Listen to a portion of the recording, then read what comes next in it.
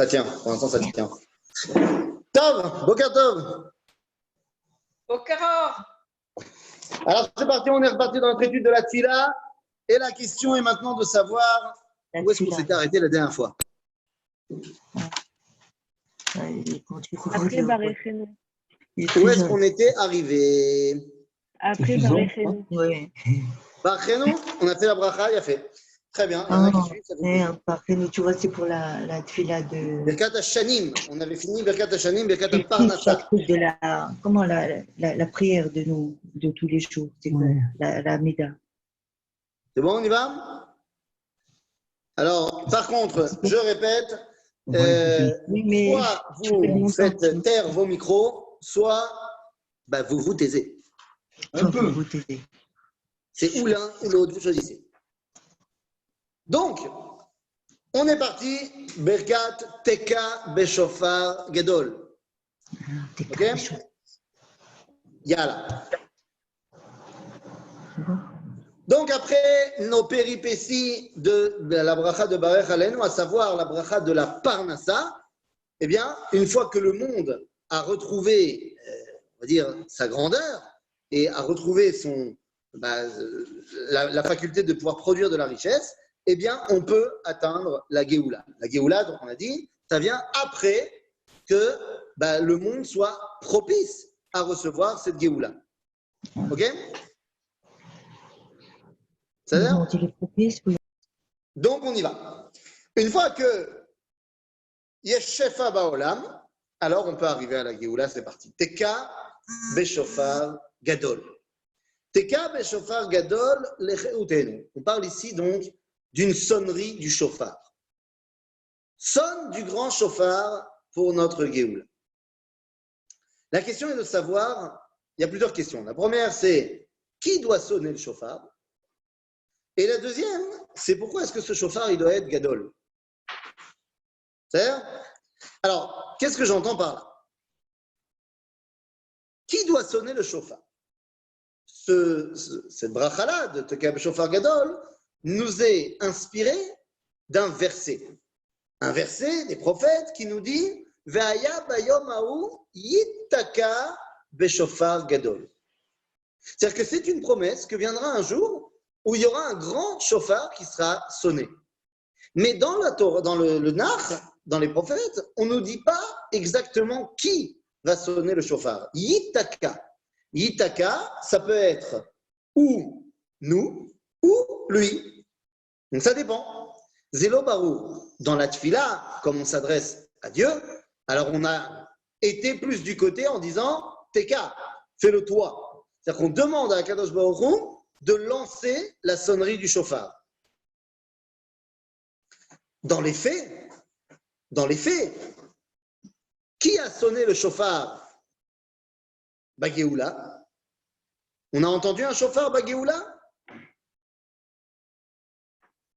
C'est-à-dire que pendant 2000 ans, on a demandé sonne du chauffard. Lorsqu'est arrivée la Géoula, c'est le Rav Goren qui a sonné du chauffard. C'est-à-dire qu'on a réalisé le Yittaka. On a demandé à Dieu pendant 2000 ans, sonne, et finalement, Dieu a fait en sorte que ce soit nous qui sonnions. Mais la question reste posée sur la grandeur du chauffard. On est en train de nous dire, Teka beshofar gadol lecheroutenu. Qu'est-ce que ça peut bien être, ce chauffard gadol? Quoi? Ça dépend s'il fait 1 mètre de long, 2 mètres de long, c'est quoi? Il faut que le chauffard il soit d'une taille particulière? Eh bien, en fait, le Rav Kook va écrire un texte qui s'appelle Shofarot, qu'on retrouve dans le livre Ma'amrei Re'ia.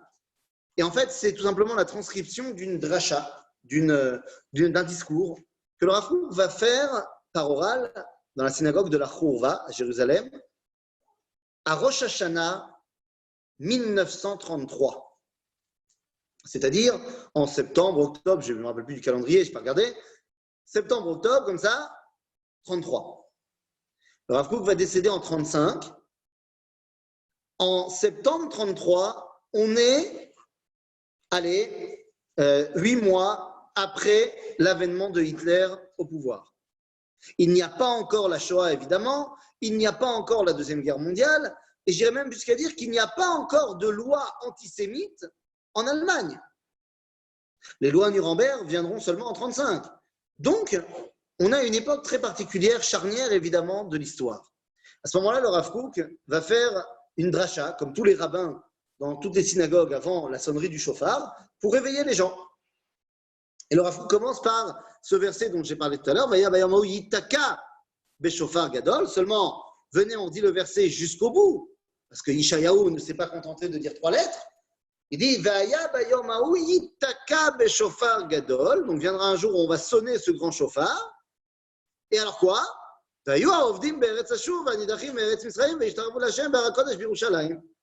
ça veut dire quoi? Ça veut dire que lorsque ce grand chauffard va être sonné, eh bien les gens reviendront en Israël.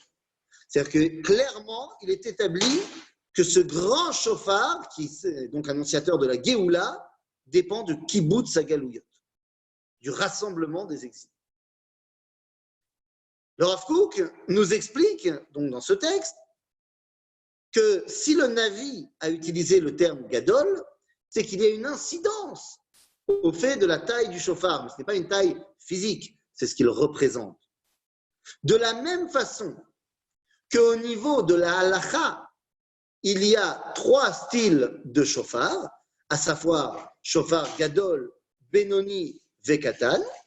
Alors c'est quoi Gadol, Benoni, Vekatan dans la halacha? Eh bien, Gadol, c'est une corne de bélier, Benoni, c'est une corne d'un animal cachère qui n'est pas un bélier, et Katan, c'est une corne d'un animal pas cachère. Qu'est-ce que ça veut dire? Ça veut dire que, d'après la halakha, on est Erev Rosh Hashanah. J'ai cherché dans mon troupeau, j'avais un beau bélier, j'ai pris une corne de bélier, ben c'est avec ça que je vais faire mon chauffard. Mais si j'ai pas de bélier, j'ai pas trouvé de bélier, moi j'ai qu'un troupeau d'antilopes. Et donc la seule corne que j'ai, c'est une corne d'antilope.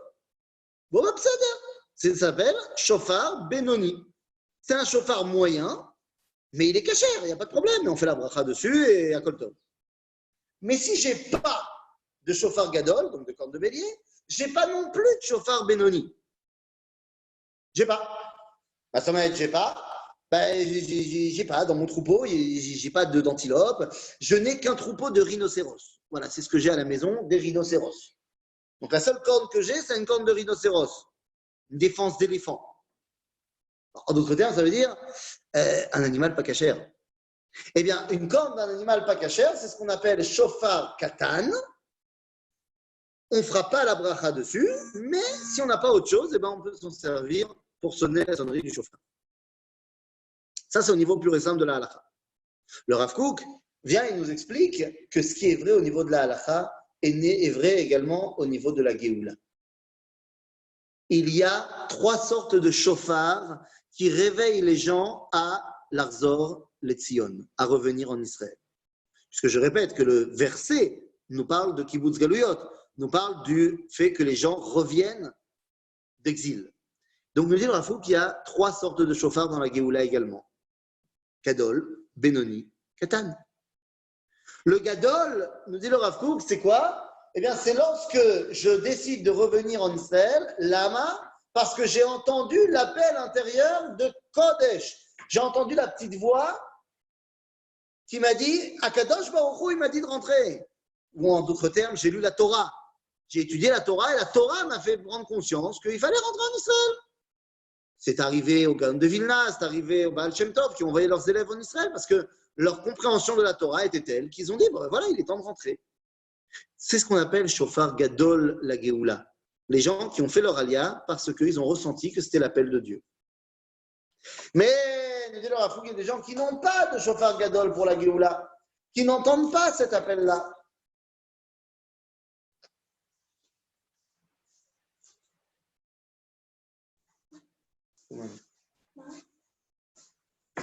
Bekitso, il y a des gens qui n'ont pas entendu le Shofar Gadol. Ah, que faire pour ceux qui n'ont pas entendu Shofar Gadol? Eh bien, pour eux, il y a Shofar Benoni. D'ailleurs, Rav Kook, Shofar Benoni, c'est la volonté d'un peuple de revenir sur sa terre comme tous les autres peuples. Ce qu'on appelle Chiloni. C'est le sionisme laïque. Le sionisme laïque, ça s'appelle Shofar Benoni. moyen. Je leur avoue, rappelle-toi hein, que le chauffard Benoni, c'est également kasher. Et donc, on fait la bracha sur une corne qui n'est pas une corne de bélier. Donc, on fait la bracha sur le halal de Yom HaAtzmaut, bien évidemment. Bien que ce soit un chauffard Benoni, il n'empêche que c'est kasher et on fait la bracha. Donc, il y a des gens qui sont revenus en Israël parce qu'ils ont entendu l'appel de la Torah, d'Akadosh Baruch Hu. Et il y a des gens qui sont revenus en Israël parce qu'ils se sentaient sionistement appelés par cet endroit-là. Moi, je vais te dire, mon appel à Eretz Israël, il était Benoni Gadol. Mastomeret. Bien, ma première volonté, voilà, je me livre à vous par Zoom. Qu'est-ce qui m'a fait venir en Israël? Qu'est-ce qui m'a décidé de venir en Israël? Là, je vais vous raconter. C'est très simple. Je viens d'une famille traditionnaliste, voilà, traditionnaliste en France, très, très attachée aux traditions, mais pas religieuse.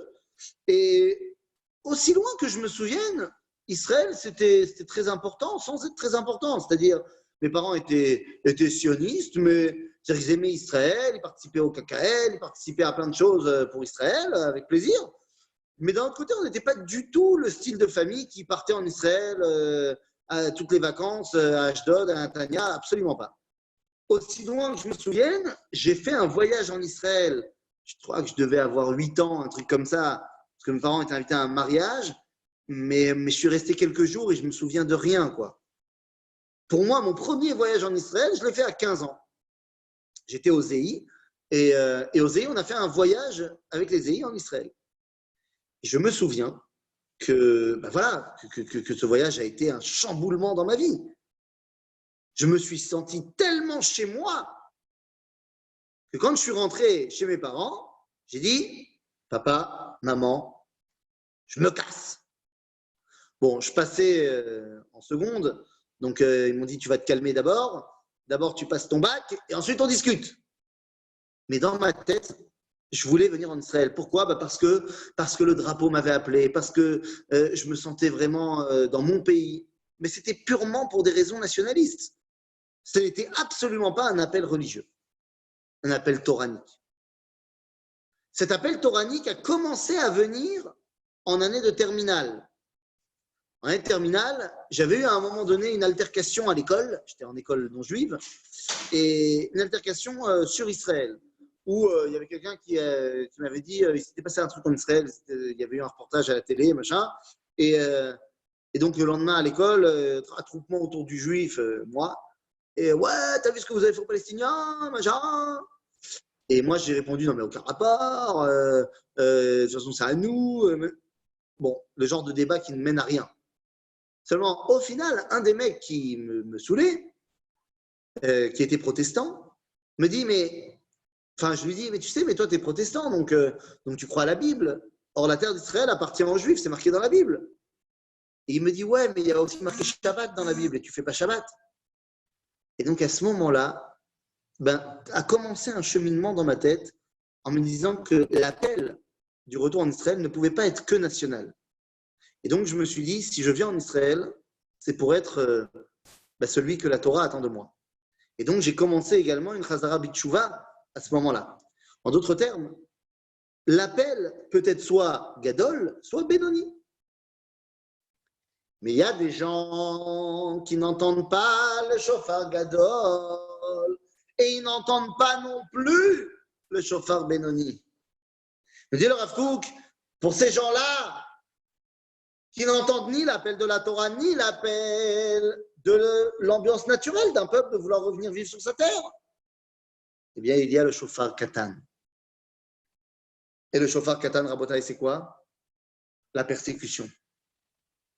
L'antisémitisme, messieurs, dames. Ouais. À tel point que, en septembre 1933, 6 ans avant le début de la Deuxième Guerre mondiale, 8 mois après l'avènement d'Hitler au pouvoir, le Rav Kook dit qu'aujourd'hui, le shofar Katan, il a un nom, il s'appelle Hitler. Avant que tout le monde ne le voie, lui, il le dit. Et que si on n'écoute pas le shofar Gadol ve Benoni, alors le shofar katan, il deviendra le shofar du Mashiach. Et ça sera dramatique. C'est pour ça qu'il continue et termine son explication en disant « Nous prions pour shofar gadol ». Et c'est de cela qu'on parle dans notre fila. Teka beshofar gadol lecherutenu. C'est-à-dire que la bracha de la Géoula nous parle d'abord et avant tout de cherut. Eh oui, tant qu'on est soumis à une autre puissance, parce que dans la bracha de la parnassa, c'est bien gentil. On a dit qu'il y avait la parnassa, shefa. Mais qu'est-ce que ça m'importe si M. Rothschild, il reste en France ou il reste en Angleterre?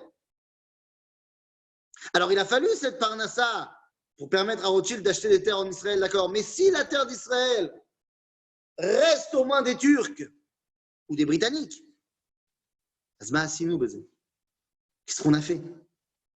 Donc, Teka beshofar gadol lecherutenu. Donc, il nous faut une indépendance.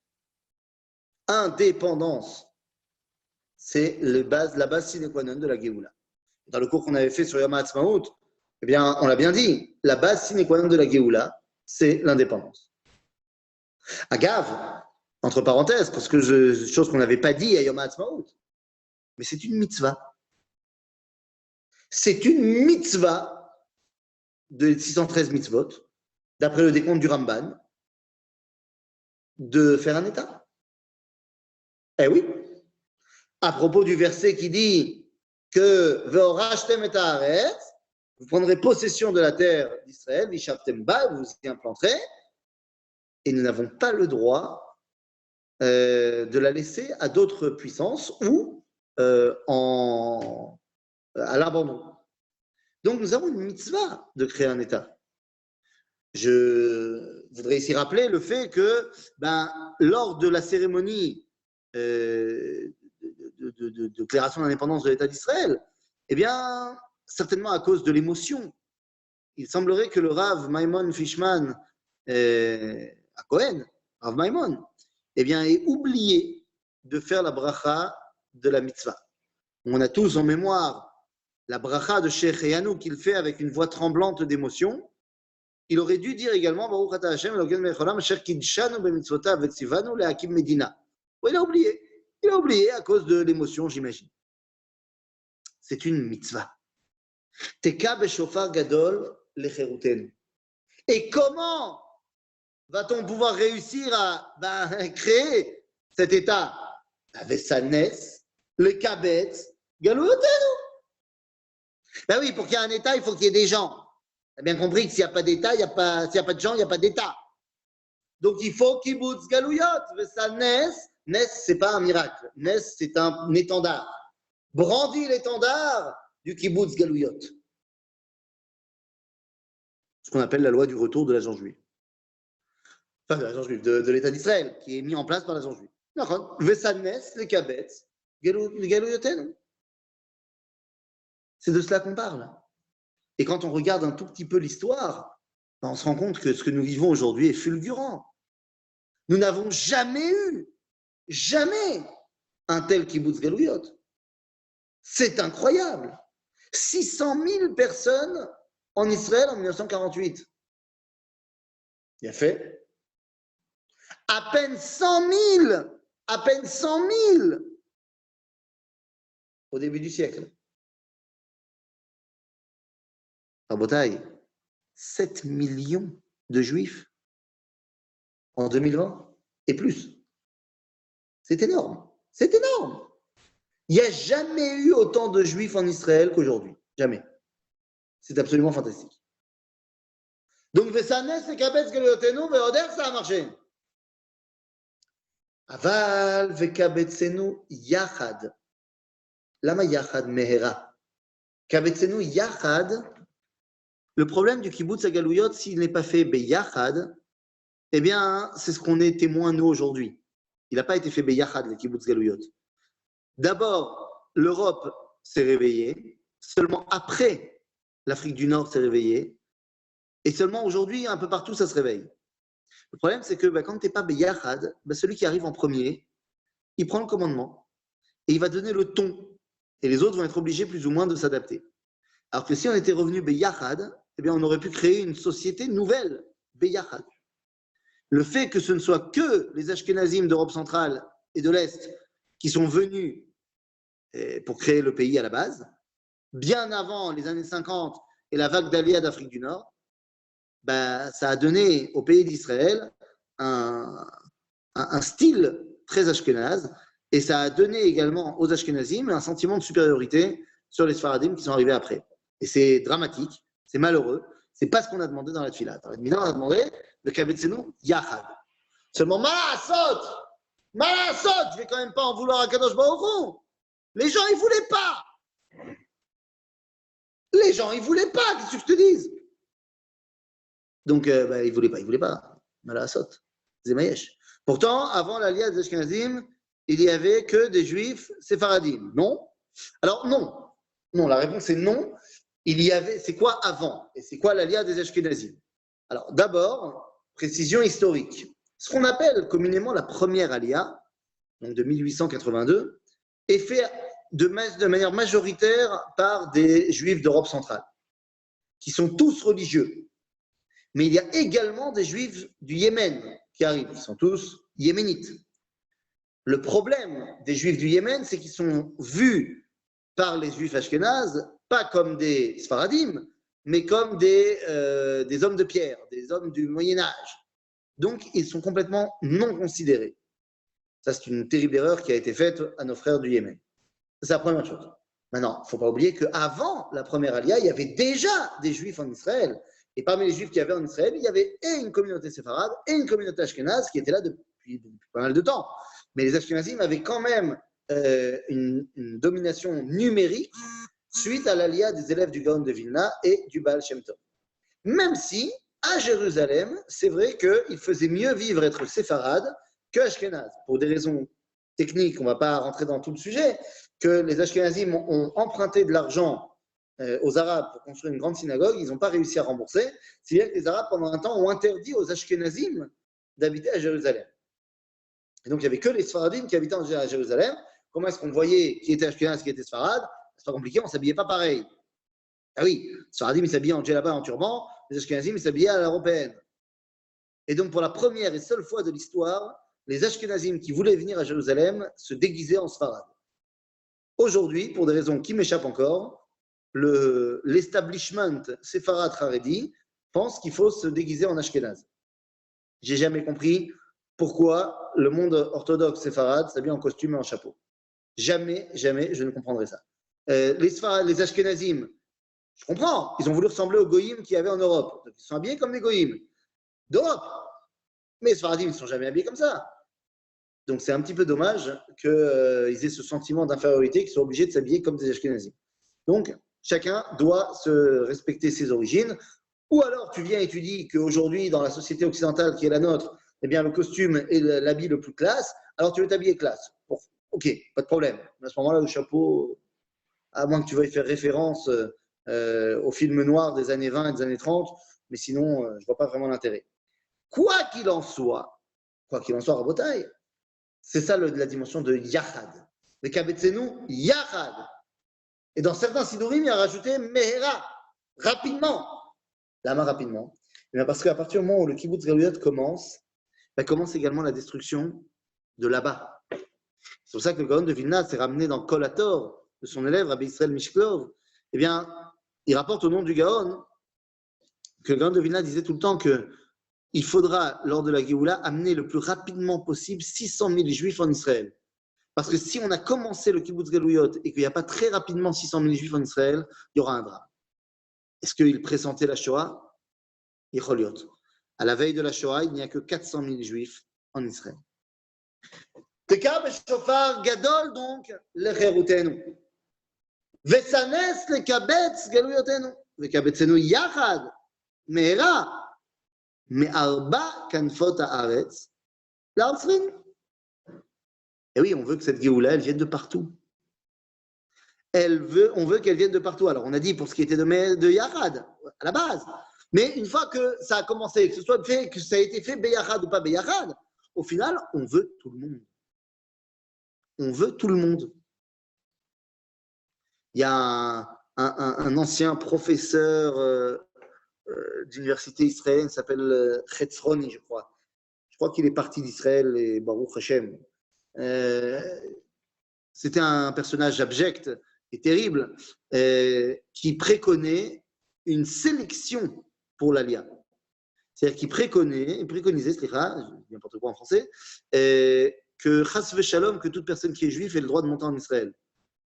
Il disait, ne doivent venir en Israël que les gens qui peuvent être des gens qui vont donner quelque chose de bien à l'État. Si tu es une personne âgée, si tu es une personne qui n'a pas d'éducation, si tu es une personne qui fait un métier dont on n'a pas besoin, machin, non, que viens pas. Bon, en gros, il était en train de dire que si tu es sfarade, tu n'as rien à faire en Israël. Il avait une suffisance terrible. Maintenant, il a totalement tort, puisque l'identité d'Israël ne peut s'exprimer que lorsqu'elle est globale, c'est-à-dire avec tout le monde. Et donc, il nous faut absolument, tant que tu n'as pas des juifs de partout, il manque un truc. Et donc, c'est fondamental d'avoir des juifs de partout. C'est fondamental aussi pour une autre raison. Pas seulement de notre point de vue. C'est-à-dire pas seulement intérieurement parlant. Mais c'est également fondamental pour une autre raison qui est le projet que le Ham Israël doit remplir une fois qu'il est rentré à la maison, qui est à Géoula. Eh bien oui, ce projet, Rabotai, est d'avoir une influence sur toutes les nations. Eh oui, Venivrechu becha kol mishperot ha'adama. Or, tu ne peux pas avoir d'influence. Est-ce que ça veut dire que tant qu'il reste un juif en Chutz La'aretz, l'Am Israël ne sera pas complètement reconstruit? Alors, je n'ai pas vu la fin de la question. Celui qui a écrit la question peut peut-être mettre son micro pour poser la question. Je n'ai pas vu la fin. Oui, Rav. Je disais, Oui. est-ce qu'il faut que chaque juif soit en Eretz Israël ou est-ce qu'il suffit qu'il y ait un groupe de juifs de chaque pays pour que le corps soit reconstruit? Alors je vous explique. Il faut que chaque juif soit revenu. Maintenant, ça c'est évident, on a besoin de tout le monde. Maintenant, le problème c'est que l'individu peut décider de ne pas venir. Et le problème de l'individu qui ne va pas revenir, c'est qu'au final, lui-même va sortir de l'identité d'Israël. En d'autres termes, finalement, seuls ceux qui seront revenus vont faire partie de l'identité. C'est-à-dire, en Égypte, 20% sont sortis. Les 80% qui sont restés, finalement, se sont effacés de l'identité juive. Donc, ça veut dire qu'il faut tout le monde, mais dans les faits, celui qui décidera de ne pas venir, et ça ne se fera pas en 2 ans, mais celui qui au final décidera de rester, risque fort de se perdre complètement dans l'identité des Goïm, et donc finalement disparaîtra de l'identité d'Israël. Et donc, on fera sans lui. Et ce serait dommage. Ok? Donc, je disais, il fallait également remplir un rôle. Et c'est pour ça qu'on a besoin de tout le monde. Qu'est-ce que je veux dire par là? Si on doit remplir un rôle auprès de toutes les nations à Botaï, vous comprenez bien que seul quelqu'un qui parle et comprend, et c'est pas la même chose, qui parle et comprend le français, peut avoir un message à donner à la France. Quand je dis qu'il parle, c'est le langage, mais qui comprend également l'ambiance. Eh oui, si tu ne comprends pas l'ambiance française, tu ne comprends pas ce que c'est que le monsieur français qui habite en France. Et donc, tu ne peux pas avoir l'influence. Imagine-toi un rabbin qui parle anglais et qui veut faire un Dvar Torah en France, ne serait-ce que pour les Juifs de France. Mais personne ne va l'écouter. Alors, t'imagines pour le français moyen? Si tu n'es pas venant de là-bas, de l'ambiance, la culture, tu n'auras pas les mots qu'il faut pour pouvoir leur parler. En d'autres termes, Akadosh Baruch Hu nous a envoyé Me'arba Kanfot Haaretz pour qu'on apprenne toutes les cultures qu'il y a, tous les langages qu'il y a, que lorsqu'on revienne à la maison, on puisse servir de relation. נסיעה טובה. אני לא רוצה טיול. תודה רבה. 174 צריך להגיע. Myriam, il faut éteindre ton micro. כן, זה 177, כן. עכשיו עוד דקה. יש זמן, כן, אבל ככה סתם איזה צירוף ל3 ו6, אבל מה ככה? Myriam Madar, משעמם לנו? s'il vous plaît, éteignez votre micro. ברוך השם, יש לנו תחבורה נהדרת. C'est vrai, mais il faut quand même éteindre son micro. Ok. Top. Donc, Bekitso, vous avez compris pourquoi est-ce qu'il faut que ce soit Me'arba Kanfot Haaretz, pour qu'on puisse avoir véritablement un message à donner à l'humanité tout entière. Et donc, on a des juifs de France, on a des juifs américains, on a des juifs comme ci, on a des juifs comme ça, on a des juifs comme ça, et c'est très bien. Non seulement ça nous permet à nous de nous reconstruire une identité כן, collective, אתמול הייתי בירושלים, גם הייתי לבושה ככה, כמו בשביל אביב, וואו. Myriam, Inès, je l'appelle au téléphone. ah voilà, ça y est, c'est bon. C'est bon. Bébé Kitsour, donc non seulement pour qu'on ait une reconstruction complète de notre identité à l'intérieur, mais qu'on puisse avoir un message à donner également à l'extérieur. Donc, Baruch ata Hashem, Mekabetz nitre amo Israël. Mekabetz qui rassemble les paumés du peuple d'Israël. Je ne comprends pas. C'est qui ces gens-là? Nitre amo Israël. On vient de dire dans la Tfila qu'on voulait que Dieu il nous aide à faire kibbutz galouyot. J'ai dit, c'est le cas. Qui fait kibbutz galouyot? Les gens juifs. Mais là, on termine la bracha en disant que Dieu il doit être mekabetz nitre amo Israël. On dira également dans les lois sur le Mashiach, du Rambam, que l'un des boulots du Mashiach, c'est les kabetz nitre Israël. Sauf que il ne peut pas y avoir de Mashiach s'il n'y a pas déjà eu kibbutz galouyot, parce qu'on ne peut pas mettre sur nous un roi si on n'a pas un État. On n'a pas d'État, on n'a pas de juifs. Myriam, il faut vraiment éteindre votre micro. Myriam n'est pas avec nous. Enfin bon. Quoi qu'il en soit, c'est qui? C'est Nitré Israël. Nitré Israël, c'est les gens qui ne sont pas des kibbutz, enfin, qui ne sont pas des golim. Il y a les gens qui sont golim, qui sont donc tout à fait juifs, qui le savent, qu'ils soient pratiquants ou pas, ce n'est pas le débat, et qui sont en chutz laaretz, em golim. Et donc ceux-là, bien, pour eux, il y a kibbutz galouyot. Mais il y en a également qui sont complètement paumés, à quel point qu'ils ne savent même plus qu'ils sont juifs. Et ça, malheureusement, il y en a beaucoup. Pour ces gens-là, eh bien, il est temps de parler aux nitré Israël. Il est temps de parler à ceux qui sont les nidachim, les mecs très, très, très, très, très loin. Et ça, c'est le boulot de l'époque messianique. Le boulot qu'on a déjà commencé, c'était kibbutz galouyot, le Mashiach. Il va quand même avoir un autre boulot, c'est de pouvoir terminer et ramener ceux qui sont véritablement paumés. C'est d'eux dont on parle quand on parle de nitré Israël. Je pense qu'on a commencé ce boulot de kibbutz nidachim lorsqu'on voit, eh bien, par exemple, certaines tribus perdues qui sont en train de revenir, et quand on voit certains juifs complètement perdus qui sont en train de revenir. Personnellement, si je vous refais part de mon expérience personnelle, j'ai la chance de travailler, quand ce n'est pas le corona, avec Taglit, et c'est tout simplement kibbutz nidachim. C'est-à-dire que tu rencontres des gens grâce à ce programme qui s'appelle Taglit, qui permet à n'importe quelle personne, pas seulement juif, mais qui est affilié par un grand-père, une grand-mère juive au peuple juif, de faire un voyage de 10 jours gratuit en Israël. Eh bien les amis, on rencontre des gens là-bas qui n'ont aucun contact avec la communauté, mais alors zéro. Que c'est la première fois, ils ont 25 ans, c'est la première fois qu'ils voient d'autres juifs dans leur vie. C'est la première fois qu'ils apprennent qu'ils sont juifs, Bichlal. Moi, dans mes groupes, j'ai déjà eu un mec qui a découvert qu'il était juif pendant le groupe. Pour lui, son seul lien avec le judaïsme, c'était sa grand-mère maternelle qui était juive. Il savait que sa grand-mère maternelle était juive. Mais après, il y a eu la Shoah et tout ça, nanana. Et donc, la fille de la grand-mère a complètement rejeté son identité juive, n'a jamais dit qu'elle était juive, rien du tout. Eh bien, elle-même, a eu un enfant, elle s'est mariée avec un non-juif, elle a eu un enfant. Jamais elle a dit à son mari qu'elle était juive, elle ne l'a jamais dit. Je ne le sais pas, elle ne l'a jamais dit à son fils. Et donc le fils, ben, il sait qu'il y a un voyage gratuit dans un pays ensoleillé en été où il y aura des filles sympathiques. Ah, pourquoi pas, j'y vais.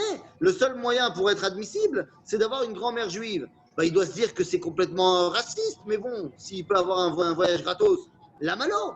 Et donc, il sait que sa grand-mère maternelle était juive. Bon, ben voilà, yallah. Et pendant le voyage, tout d'un coup, il se rend compte de qu'est-ce que ça veut dire être juif. Il se rend compte de qu'est-ce que ça veut dire avoir ben, une identité, de faire partie de quelque chose. Aujourd'hui, il a des péotes, il habite à Achoma, il a 3 enfants. Mais ça s'appelle Kibbutz Nidachim. Donc c'est de cela qu'on parle dans la bracha de la Géoula. Il y a 2 étapes pour la Géoula. Il y a le Kibbutz Galouyot, c'est nous, c'est tous ces Français qui ont fait leur alliance en Israël. Et il y a les Kibbutz Nidachim, qui sont prises à la pincette au compte-gouttes et qui, Baruch Hashem, sont en train de revenir de plus en plus au sein de la communauté d'Israël. Maintenant qu'on a reconstruit un État, eh bien, il ne manque plus à cet État que de lui donner une justice telle que la Torah le préconise. C'est ce qui amène à la bracha de Shiva Shoftenu. Mais ça, eh bien, on la verra la semaine prochaine. À bientôt, les amis. Merci beaucoup. Merci. Zagobo. Merci, Ethan. Bye bye. Ah, excusez-moi. Attendez, vous êtes là? Vous n'êtes pas là? Oui, on est là. Les filles du Ouais. Macron. J'enverrai à Thalia ce soir. Je fais un cours à 21h sur l'homme de la journée. Vous savez Herzl. qu'aujourd'hui, voilà, aujourd'hui c'est un jour très Herzl. important. C'est l'anniversaire de Herzl. Donc ce soir à 21h, je fais un cours sur le bonhomme. Donc j'enverrai le lien à Thalia. Et voilà. Top. Ok, merci beaucoup, Merci. Ethan. Voilà, bye bye. Bye.